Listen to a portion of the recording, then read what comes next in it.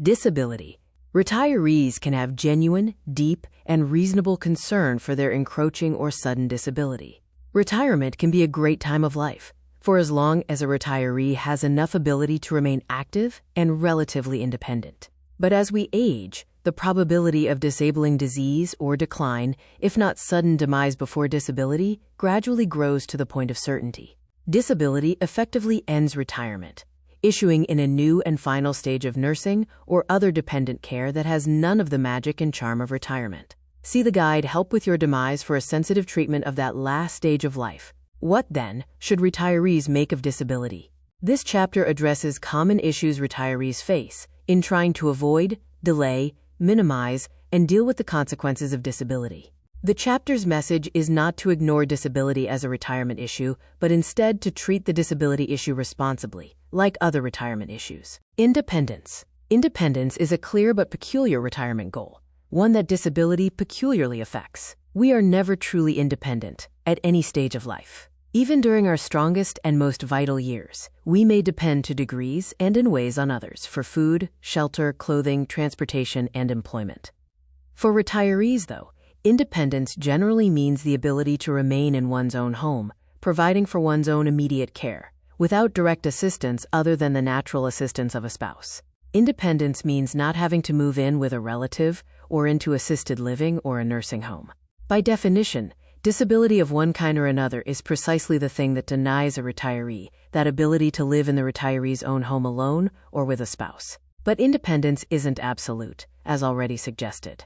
Neither is disability. Both independence and disability come in degrees. The duration and quality of retirement thus lies along a spectrum between independence at one end and disability at the other end, with several potential stages in between. You may find it helpful to think of disability and independence in this subtle way. Check-in. A first significant issue relating to disability is to monitor both its approach and sudden occurrence. The sudden occurrence of a lone retiree's severe disability in the home can leave the retiree at risk of going uncared for, with the event undiscovered. A stroke, fall downstairs, fall in the shower, seizure, or other event could leave a retiree unable to move or communicate. If the retiree is alone in the home, not just hours but even days could pass without the retiree's discovery, severely complicating the retiree's medical condition. If you are alone in your home as a retiree, carry a cell phone or medical alert device at all times. Arrange for daily check-in calls with a reliable relative or friend, or with a local social service agency. Check-in calls have been lifesavers for lone retirees suffering sudden disability in the home. Prompt medical care may be the key to recovering from a temporarily disabling event to remain in your home. Monitoring. Monitoring your health for encroaching disability can be equally important. If you catch a potentially disabling medical condition in time, you may be able to slow or avoid its onset. Regular medical checkups are a good start, but also watch on your own for concerning declines in your abilities inside and outside the home. Your problem may not be a medical condition as much as issues with strength, balance, awareness, and agility, or similar conditions of aging that could lead to injury and disability. If you discern increasing issues of that kind, seek an evaluation from a geriatrics caregiver or manager, physical or occupational therapist, or another professional with the skills to prescribe or provide a rehabilitative regimen. A little physical therapy may go a long way toward maintaining your abilities and independence in your home, engaged in enjoyable retirement activities. Get help as soon as significant signs and symptoms arise, before a disability crisis develops. Types. The type of disability that retirees suffer can obviously affect the disability's onset, progression, and treatment. The type of disability can also affect the impact on the retiree's independence and the amelioration of that impact.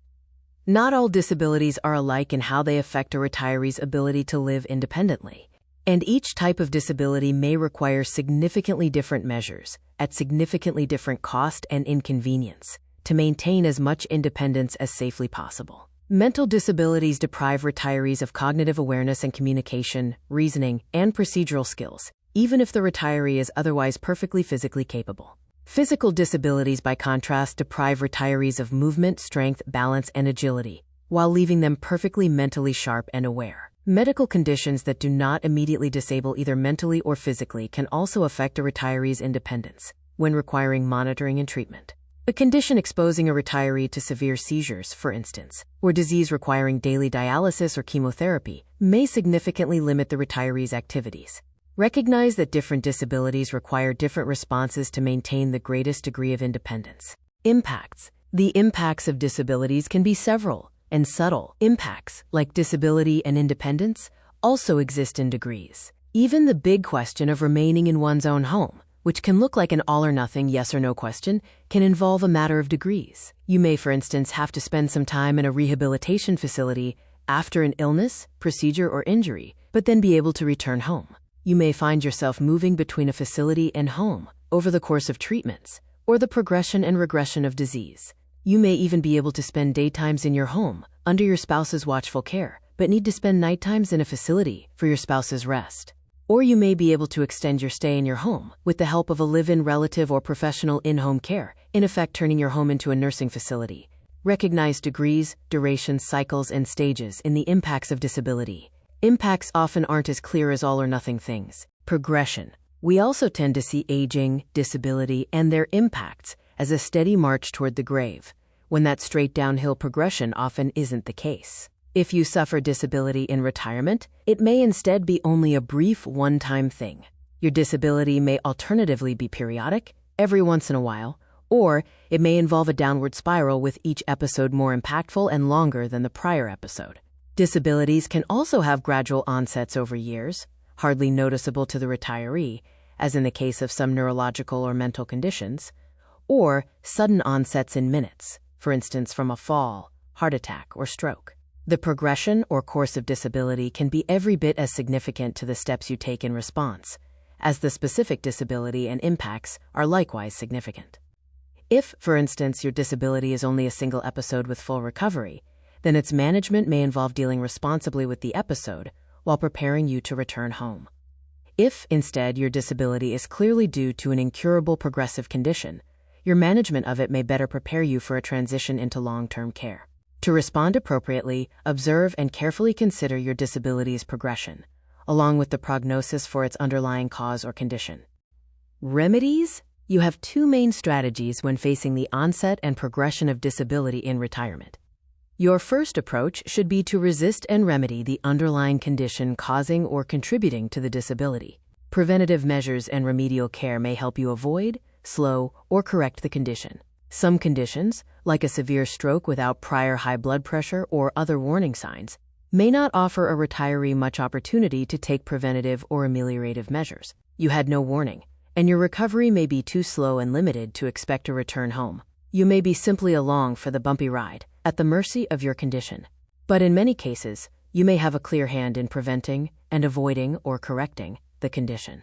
Dietary and lifestyle changes may slow heart disease or diabetes. Sticking to a regimen of medication and therapy may ease arthritis and strengthen muscles around deteriorated joints. Undergoing a knee or hip replacement or similar procedure may preserve or restore mobility and ambulation. Work closely with doctors, nurses, therapists, nutritionists, and other medical professionals on remedies. Get second and third opinions until you are confident that you have taken the best steps to address your underlying medical conditions.